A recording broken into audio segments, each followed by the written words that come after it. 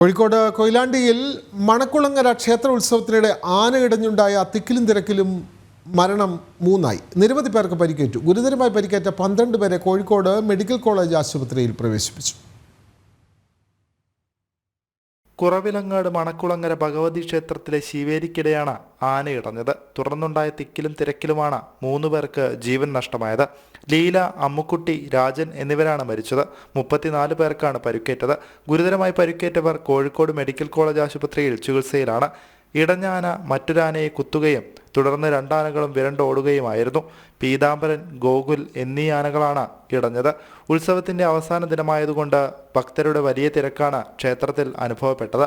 മരിച്ച 3 പേരുടെയും പോസ്റ്റ്മോർട്ടം നടപടികൾ ഇന്ന് നടക്കും. സംഭവത്തിൽ അടിയന്തര റിപ്പോർട്ട് നൽകാൻ ജില്ലാ കളക്ടർക്കും ഉത്തരമേഖല ചീഫ് ഫോറസ്ട്രി കൺസർവേറ്റർക്കും വനം മന്ത്രി നിർദ്ദേശം നൽകിയിട്ടുണ്ട്. അതേസമയം കൊയിലാണ്ടിയിലെ 9 വാർഡുകളിൽ അനുശോചനത്തിന്റെ ഭാഗമായി ഹർത്താൽ ആചരിക്കുകയാണ്. സർവകക്ഷി യോഗ തീരുമാനപ്രകാരമാണ് ഹർത്താൽ.